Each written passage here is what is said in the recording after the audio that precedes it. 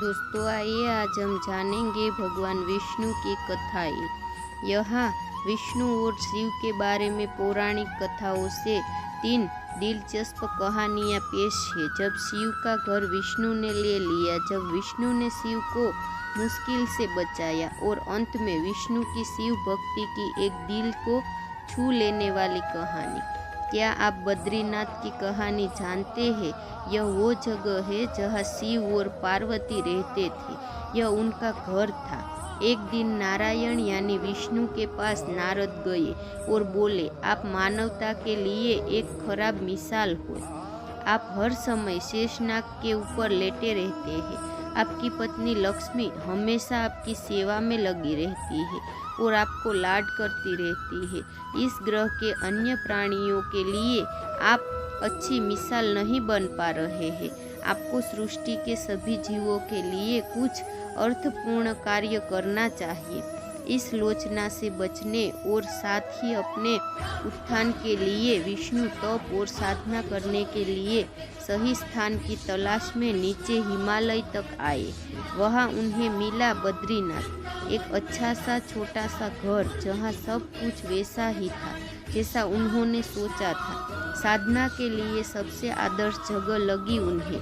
वह उस घर के अंदर गए। घुसते ही उन्हें पता चल गया कि यह तो शिव का निवास है और वह तो बड़े खतरनाक व्यक्ति हैं। अगर उन्हें गुस्सा आ गया तो वह आपका ही नहीं खुद का भी गला काट सकते हैं। ऐसे में नारायण ने खुद को एक छोटे से बच्चे के रूप में बदल लिया और घर के सामने बैठ गए। उस वक्त शिव और पार्वती बाहर कहीं टहलने के लिए गए थे। जब वे घर वापस लौटे तो उन्होंने देखा कि एक छोटा सा बच्चा जोर जोर से रो रहा है। पार्वती को दया आ गई। उन्होंने बच्चे को उठाने की कोशिश की। शिव ने पार्वती को रोकते हुए कहा, इस बच्चे को मत छूना। पार्वती ने कहा, कितने क्रूर है आप, कैसी नासमझी की बात कर रहे हैं। मैं तो इस बच्चे को उठाने जा रही हूँ, देखिए तो कैसे रो रहा है। शिव बोले, जो तुम देख रही हो उस पर भरोसा मत करो। मैं कह रहा हूँ न, इस बच्चे को मत उठाओ। बच्चे के लिए पार्वती की स्त्री सुलभ मनोभावना ने उन्हें शिव की बातों को नहीं मानने दिया। उन्होंने कहा, आप कुछ भी कहे, मुझे कोई फर्क नहीं पड़ता। मेरे अंदर की माँ बच्चे को इस तरह रोते नहीं देख सकती। मैं तो इस बच्चे को जरूर उठाऊंगी। और यह कहकर उन्होंने बच्चे को उठाकर अपनी गोद में ले लिया। बच्चा पार्वती की गोद में आराम से था और शिव की तरफ बहुत ही खुश होकर देख रहा था। शिव इसका नतीजा जानते थे, लेकिन करे तो क्या करे, इसलिए उन्होंने कहा, ठीक है, चलो देखते हैं क्या होता है। पार्वती ने बच्चे को खिला पिला कर चुप किया और वही घर पर छोड़कर खुद शिव के साथ गर्म पानी से स्नान करने के लिए बाहर चली गई। वहाँ पर गर्म पानी के कुंड है। उसी कुंड पर स्नान के लिए शिव पार्वती चले गए। लौटकर आए तो देखा कि घर अंदर से बंद था। शिव तो जानते ही थे कि अब खेल शुरू हो गया है। पार्वती हैरान थी कि आखिर दरवाजा किसने बंद किया। शिव बोले, मैंने कहा था ना, इस बच्चे को मत उठाना। तुम बच्चे को घर के अंदर लाई और अब उसने अंदर से दरवाजा बंद कर लिया है। पार्वती ने कहा, अब हम क्या करें? फिर शिव के पास 2 विकल्प थे। एक, जो भी उसके सामने है उसे जलाकर भस्म कर दे, और दूसरा, वे वहाँ से चले जाए और कोई और रास्ता ढूंढ ले। उन्होंने कहा, चलो कहीं और चलते हैं, क्योंकि यह तो तुम्हारा प्यारा बच्चा है, इसलिए मैं इसे छू भी नहीं सकता। मैं अब कुछ नहीं कर सकता, चलो कहीं और चलते हैं। इस तरह शिव और पार्वती को अवैध तरीके से वहाँ से निष्कासित कर दिया गया। वे दूसरी जगह तलाश करने के लिए पैदल ही निकल पड़े। दरअसल बद्रीनाथ और केदारनाथ के बीच एक चोटी से दूसरी चोटी के बीच सिर्फ 10 किलोमीटर की दूरी है। आखिर में वह केदार में बस गई और इस तरह शिव ने अपना खुद का घर खो दिया। आप पूछ सकते हैं कि क्या वह इस बात को जानते थे? आप कई बातों को जानते हैं, लेकिन फिर भी आप उन बातों को अनदेखा कर उन्हें होने देते हैं। छठा, विष्णु ने शिव को मुश्किल से बाहर निकाला। यौगिक कथाओं में ऐसी कई कहानियाँ हैं जिनमें बताया गया है कि शिव की करुणा कोई भेदभाव नहीं करती और वे किसी की इच्छा पर बच्चों की तरह भोलापन दिखाते हैं। एक बार गजेंद्र नामक एक असुर था। गजेंद्र ने बहुत तप किया और शिव से यह वरदान पाया कि वह जब भी उन्हें पुकारेगा शिव को आना होगा।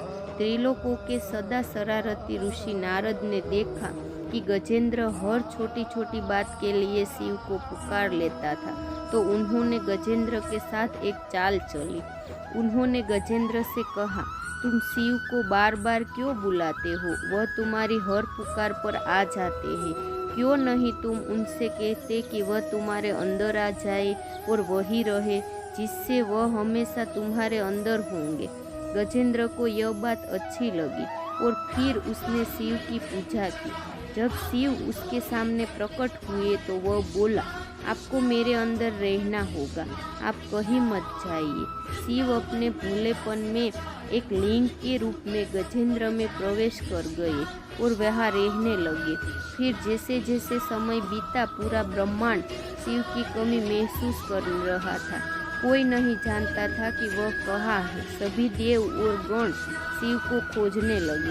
काफ़ी खोजने के बाद जब कोई यह पता नहीं लगा पाया कि वह कहाँ है, तो वे हल ढूंढने के लिए विष्णु के पास गए। विष्णु ने स्थिति देखी और कहा, वह गजेंद्र के अंदर है।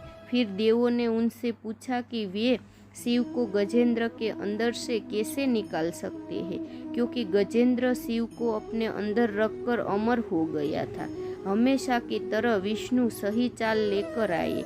देवगण शिव भक्तों का रूप धरकर गजेंद्र के राज्य में आए और बहुत भक्ति के साथ शिव का स्तुतिगान करने लगे।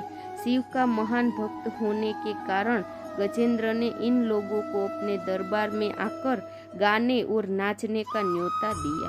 शिव भक्तों के वेश में देवों का यह दल आया और बहुत भावनाओं के साथ बहुत भक्ति पूर्वक वे शिव के लिए भक्ति गीत गाने और नाचने लगे। शिव जो गजेंद्र के अंदर बैठे हुए थे, अब खुद को रोक नहीं सकते थे, उन्हें जवाब देना ही था, तो वह गजेंद्र के टुकड़े टुकड़े करके उससे बाहर आ गए। तीसरा, विष्णु की शिव भक्ति। शिव की पूजा देवता और राक्षस, देव और असुर, श्रेष्ठ और अधम दोनों करते हैं। वह हर किसी के लिए महादेव है। विष्णु भी उसकी पूजा करते थे। विष्णु की शिव भक्ति को बताने वाली एक बहुत सुंदर कहानी है। एक बार विष्णु ने शिव से वादा किया कि वह शिव को 1008 कमल अर्पित करेंगे।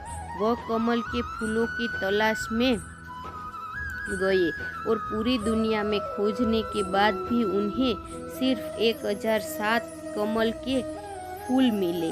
एक कम था। उन्होंने आकर सब कुछ शिव के सामने रख दिया। शिव ने अपनी आंखें नहीं खोली, वह सिर्फ मुस्कुराए क्योंकि एक कमल कम था।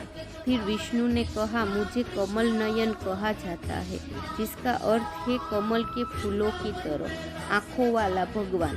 मेरी आँखें किसी कमल की तरह सुंदर है, तो मैं अपनी एक आँख अर्पित करता हूँ। और उन्होंने तुरंत अपनी दाहिनी आँख निकालकर लिंग पर रख दी। इस तरह की भेंट से प्रसन्न होकर शिव ने विष्णु को प्रसिद्ध सुदर्शन चक्र दिया था। तो ये थी भगवान विष्णु की 3 कथाएं। यदि आपको यह कथा पसंद आए तो इसे शेयर और लाइक जरूर करें। साथ ही और भी धार्मिक कथाओं को सुनने के लिए हमारी चैनल को सब्सक्राइब करना ना भूलें और नीचे दिए गए कमेंट बॉक्स में हमें ज़रूर बताइए आपका इस कथा के बारे में क्या ख्याल है। यदि कोई प्रश्न है तो आप हमें पूछ सकते हैं, हम आप तक सही जानकारी देने का प्रयास अवश्य करेंगे। जय श्री कृष्ण।